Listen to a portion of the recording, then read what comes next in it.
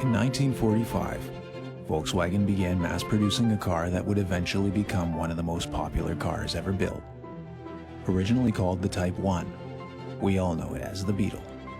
Reliable and economical, the Beetle was relatively easy to maintain and repair, and parts were easy to come by.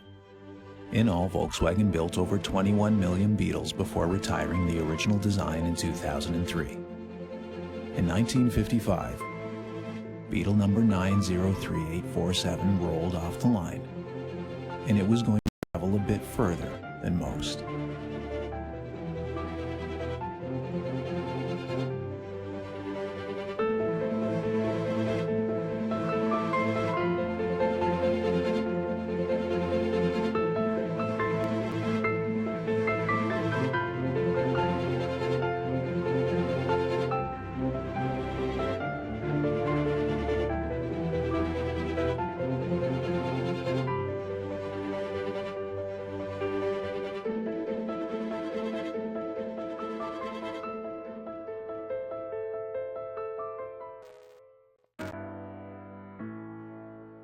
See what the cities looked like in 1945.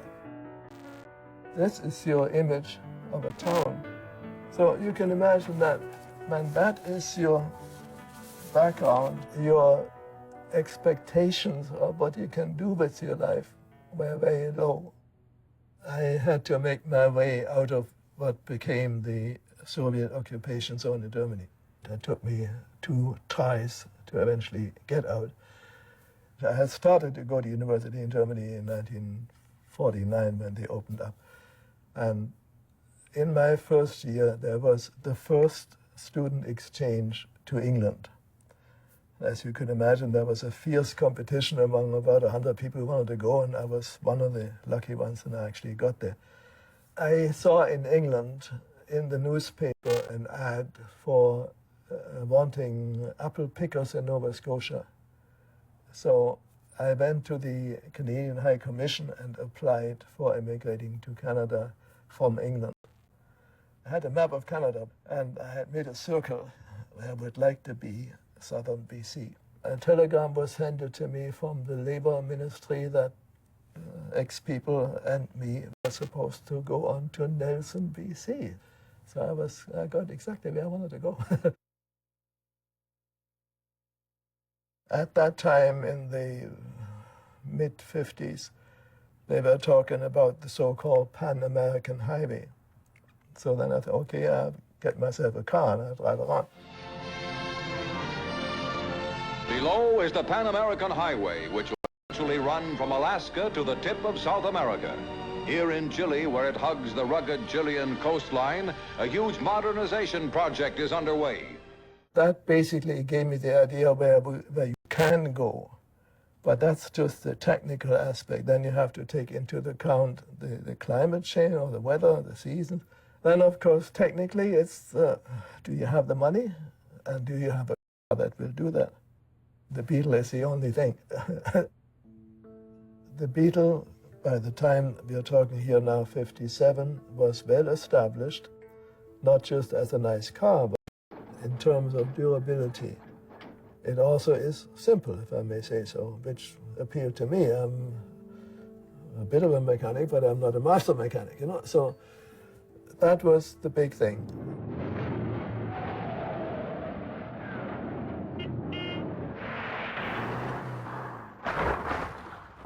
It was robust, it was relatively cheap, and it was cheap to operate because it had a low gas consumption. When you are planning a trip from Canada to more or less all of South America, it's important when you go in terms of temperature. Now, much of that is hot, and especially the second trip in Africa is even worse. So you need something where you can rely on the engine being cooled all right. If you have a regular water-cooled car, you must have access to water because it's going to boil off, you know. So with the Beetle, you don't have that problem. I had to have water, but for me to drink, not for the car. I always didn't like the idea to have to drag a tent along, and you need a couple trees or something to fasten your tent to.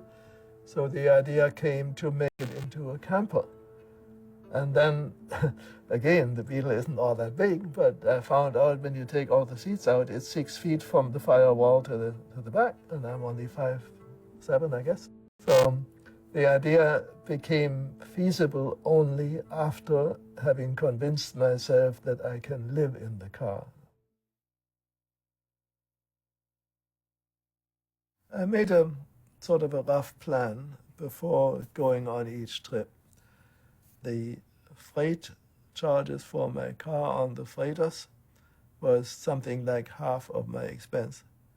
And of the remaining half, something like 3/4 was for gasoline. The rest was for me to live on, which was not much. It was tight, But if I hadn't been able to use my car as a hotel, I couldn't have done it. One hotel night would have wiped out a month's budget, Setting out from Trail, BC, Paul began what would be the first of 3 very ambitious trips on December 2nd, 1957. In 196 days, he drove south through the United States, Mexico, Central and South America, sailed east to Lisbon from Argentina, and then toward Europe. In all, he had traveled 61,800 kilometers, which is about 1.5 times around the Earth, by the time he returned to Canada by ship. Not knowing what to expect out of the first trip, he named his car Fe en Dios, or Faith in God. On trip 2, with a better idea of what he was getting himself into, Paul named the car Malgré Tout, or Despite It All. Setting out in 1961, he covered 60,800 kilometers in 183 days, sailing from the southern U.S. to West Africa, traversing the continent to the east, then sailing from South Africa to Perth, Australia. From there, he crossed the continent and sailed back to Canada from Sydney. For the third and final trip, he named the car Once More. Covering 63,500 kilometers in 172 days, between December 66 and May 67, he sailed to Thailand from San Francisco and drove through Southwest Asia, Middle East, and finished with another tour of Europe before sailing to Montreal.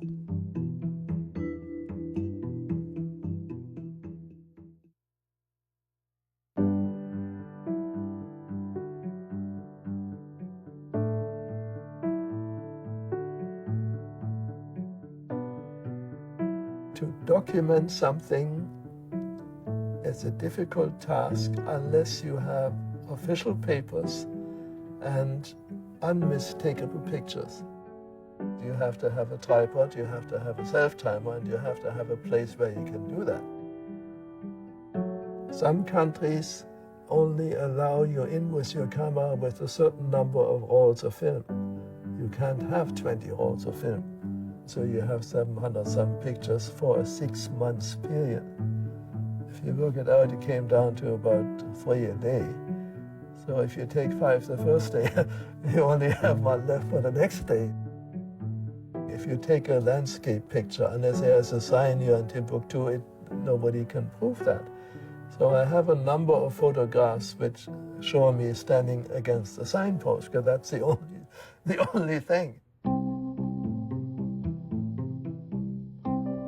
While roads were underdeveloped for large stretches of the trip, many were extremely punishing on the car, and one of the biggest concerns throughout Paul's travels was damage caused to the car in remote areas.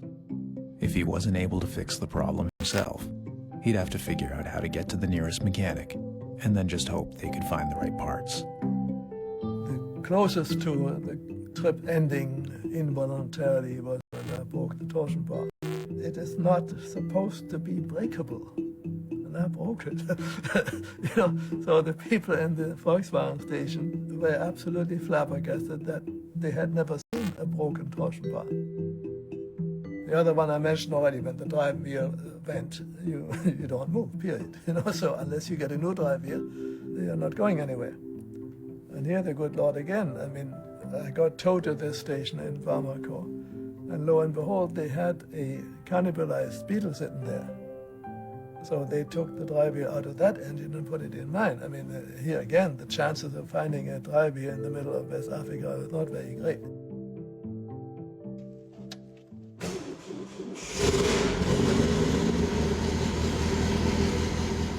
I think it was the sound of the engine, because that sound, that really brings me back to when I was a little kid.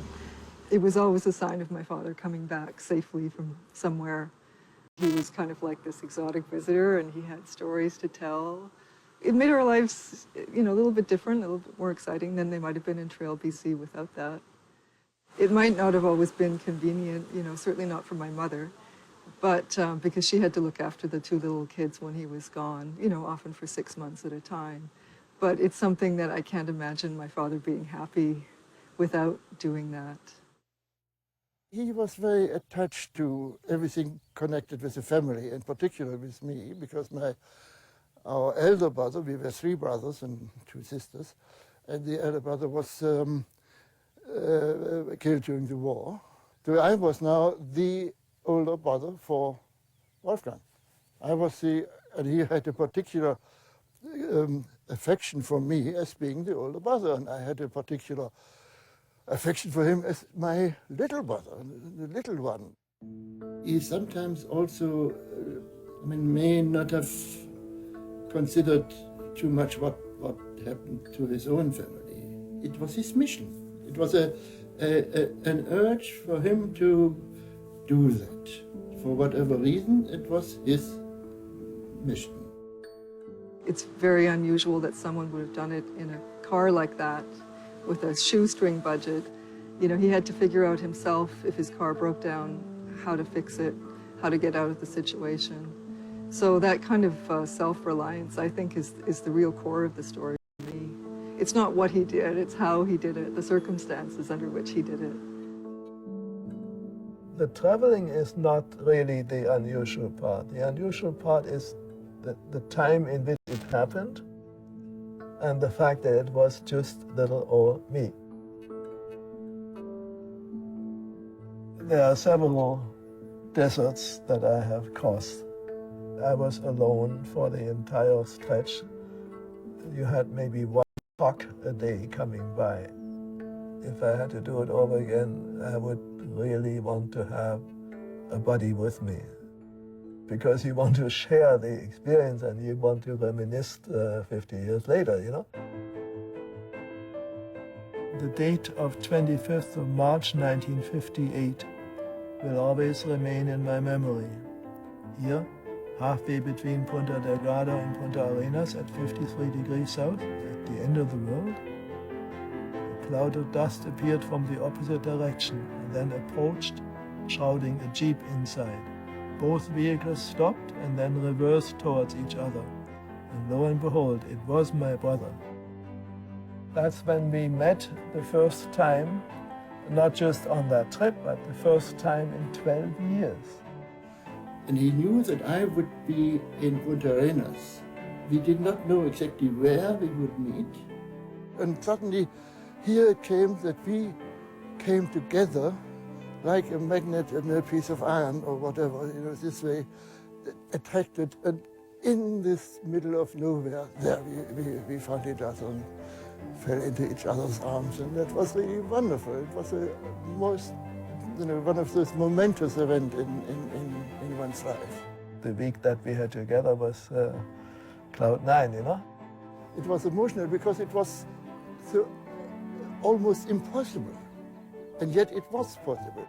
4 years later, we met in Canberra, also on the road. But it was still a wonderful meeting and a wonderful time we had together.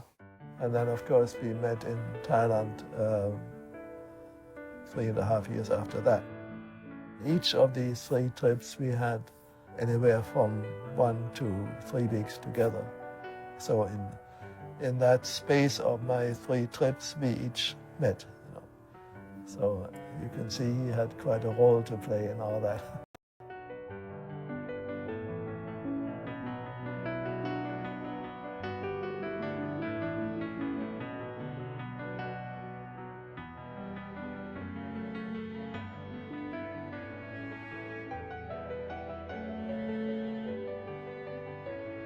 I had written to Volkswagen.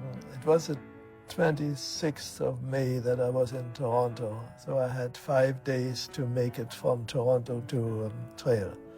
That's when the car was put on the hoist, and I asked the opinion of the chief mechanic, can I do that? And he said, no way. I think they were all impressed because the car looked like it had suffered. We can offer the following deal. You let us have the car, and for that we fly you home. So it was a wrenching decision to have to part with it. It's like a long-lost friend, you know? After selling his car to Volkswagen for $110, the price of a plane ticket back to Trail, Paul also sold publicity rights to Volkswagen's advertising agency for $25, and the car was displayed in Volkswagen dealerships and at the 1967 Canadian National Exhibition. In 1968, it was also part of the German pavilion in the Man and His World exhibition in Montreal. Volkswagen Canada exhibited it, or a photograph of it, I'm not too sure which, in New York in some sort of a contest. After that, I must say I lost track of it.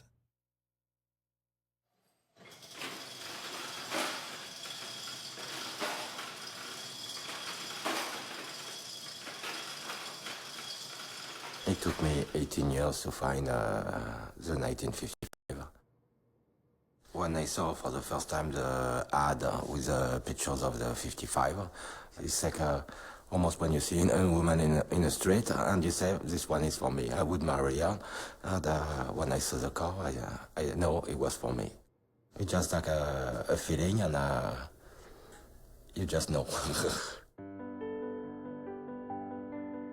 My name is Ruth Bartels, and my husband was Klaus Bartels, and we met at Volkswagen. My husband bought the Beetle, I believe, in 1973 from Volkswagen. Klaus Bartels was taking care of the car for Volkswagen, and after, when they decided to sell it, they sold it to him, and he was doing everything by himself. Everything was authentic, like it didn't have parts that didn't belong to it on it, you know.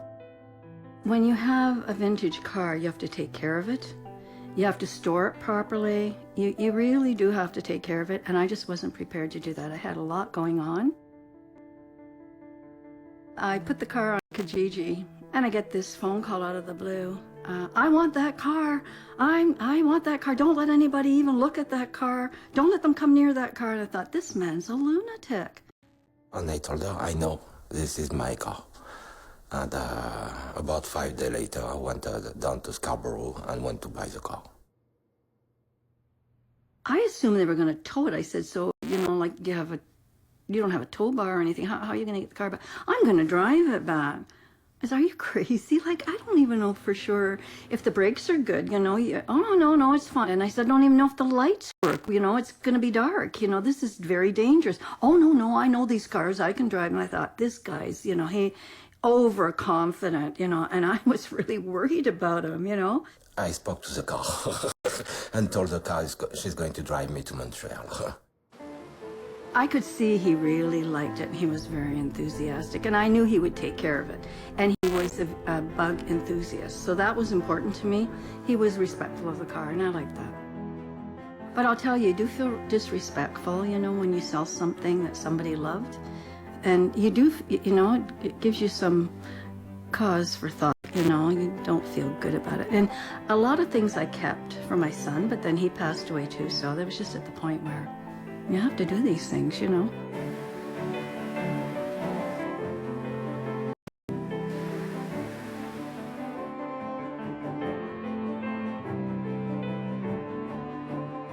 I got Volkswagen Canada magazine, and there was a little post-it on one picture telling it was my car and saying my car went 3 times around the world with Paul Louf.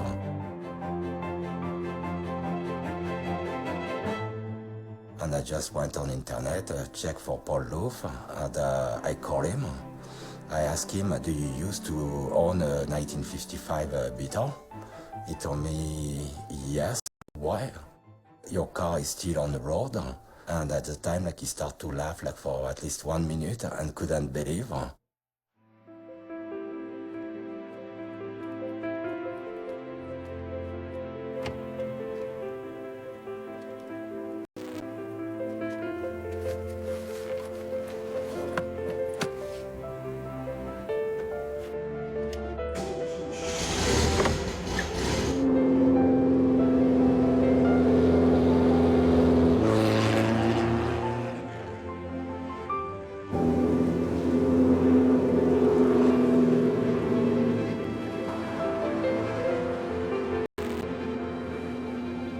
In the summer of 2013, with nearly 300,000 kilometers on the odometer of the 58-year-old Beetle, Emmanuel drove from his home in northern Ontario to Ottawa to surprise Paul and reunite him with his car for the first time since 1967.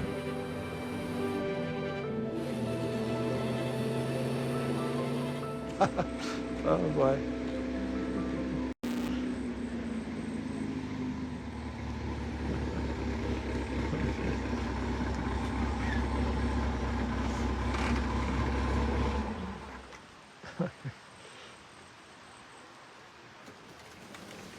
Well.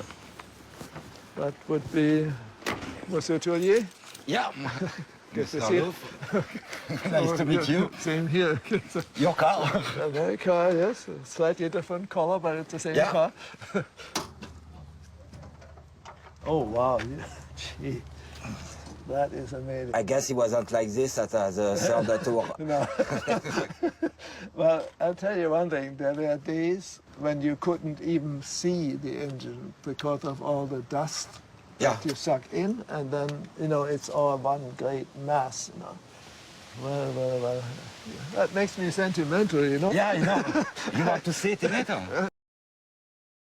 Well, this has seen a lot of family history. Like I say, my two kids spend a lot of time in the back seat. All right. Anyway, I got to get out before I start crying. Okay. Smile. Sometimes I wonder what my father really was doing. I think that he's a very literal man, and when you talk to him, he always speaks in facts and figures, and he recounts details. But I was thinking, what drives a person to do that? It's deeper than just a need to see if it can be done. I think there's a sense of adventure, but I also think that he is searching for something. And he's had a very displaced life. He's had to leave East Germany. His family's been separated by the post-war situation. So I think there's a reason his memoir is called At Home in Three Worlds. The only thing I would change is maybe he's not quite at home in any of those three worlds. And I think that's one of the reasons he keeps traveling. I think he's still sort of searching for that home base. Because he's been displaced, and so now he displaces himself, and he travels the world. And I think on some level, he won't stop because he never really has that place to return to. And even recently, we took a trip last summer to our family home in Trail, BC, and the house itself was gone. And I think that really moved him, because it's that sense that nothing is permanent, and there is really no place you can keep returning to except yourself. He also probably did it a bit to impress people, you know, by what he did, by his daring trips and the most amazing adverse circumstances. Only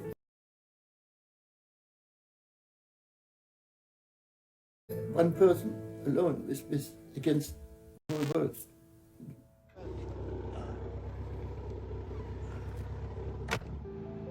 It's a great experience to be driven in my own car after so many years again.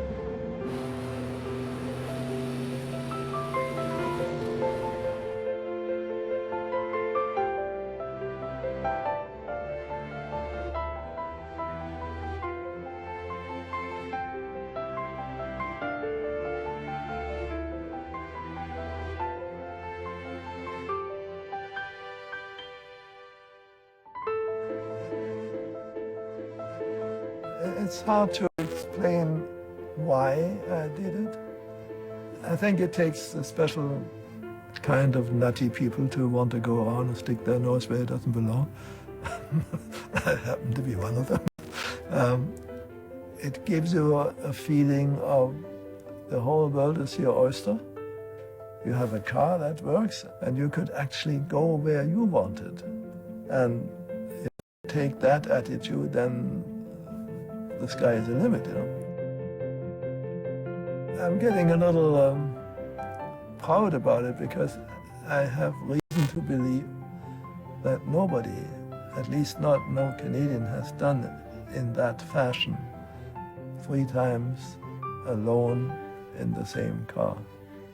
And I think that's unique, and it's likely to stay unique. The story started in 1955.